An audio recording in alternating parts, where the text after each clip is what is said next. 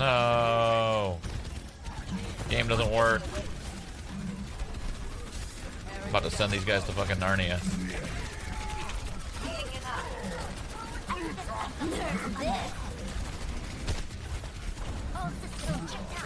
No way!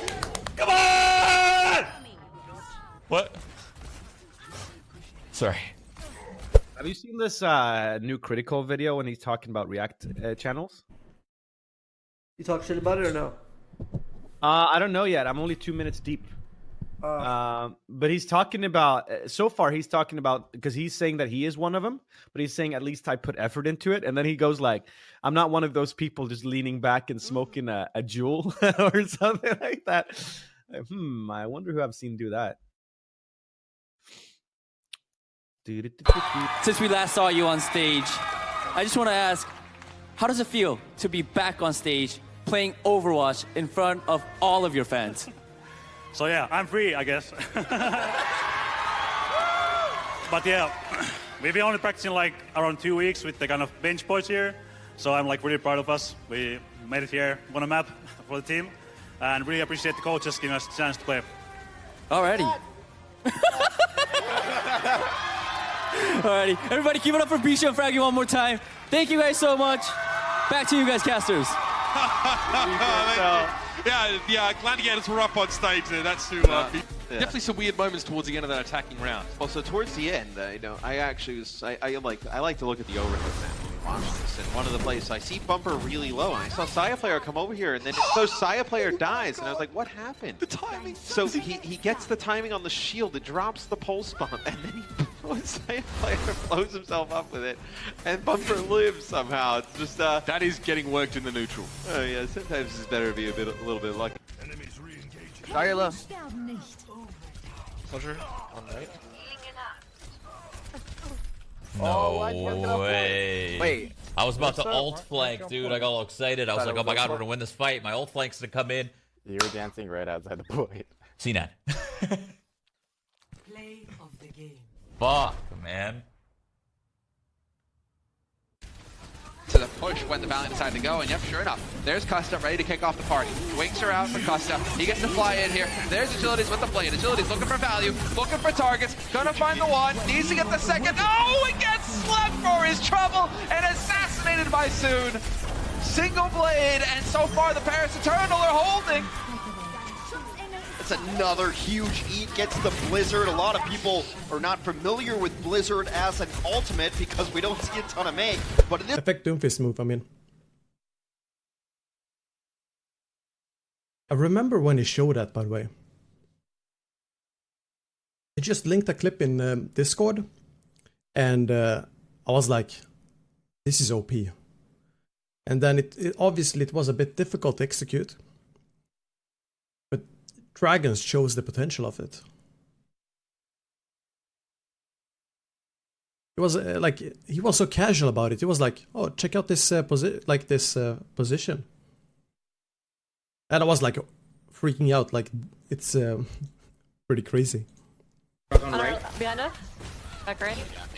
How's he alive? What the fuck? This game's trash. Trash is the game. Trash is the name of this game. Game is trash. You are dead. Shit. What the hell are you doing? That'll be a defensive use of the self-defense again from the Shanghai Dragon. Nano Blade time for Alyssa. He's looking first for the Pharah, but he doesn't get there. And now he just has to kind of go for the Diva, and that's fair enough, but Envy's a bit of a sponge for damage. Alyssa.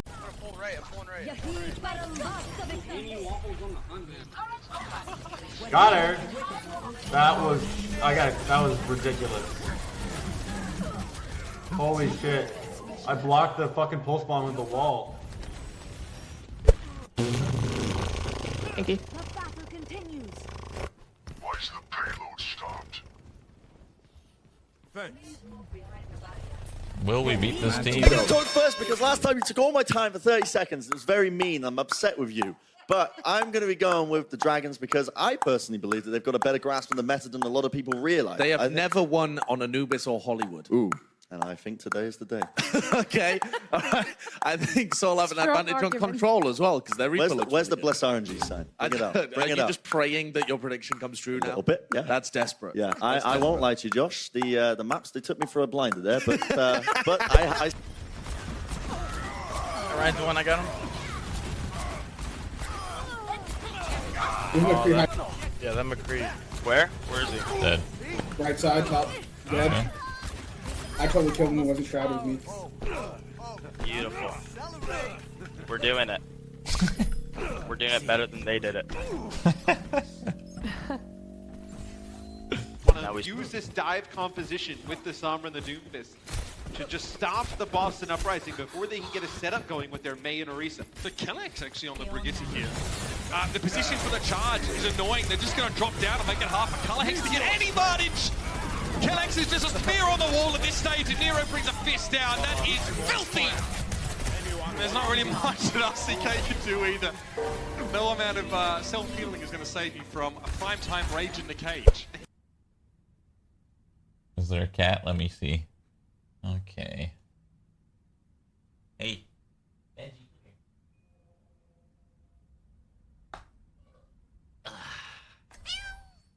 Go. What? What? I get it. I get it. I get it. No, you're gonna walk on my desk. You're not allowed to do that. Right there. I didn't like that Reinhardt pick, no? Yes, the Reinhardt picks from Janus. I couldn't quite wrap my head around what they were trying to attempt from it, because it's a little bit of a slower tempo hero to be running right now in a meta where you've got Shield Break with Orisa, Roadhog compositions, or very high tempo Winston Diva comps, and it doesn't really fit too much. So when Janus was picking the Reinhardt, that's when you started to see them loop. Kind of. Wait, not yet, not yet, not yet, not yet, not yet, not yet, not yet! Get off my side!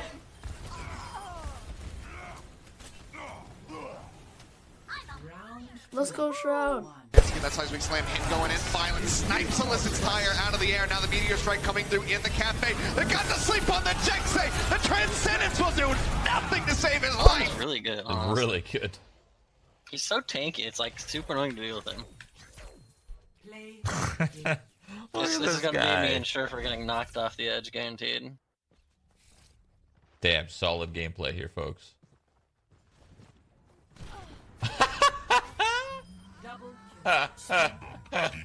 Called it.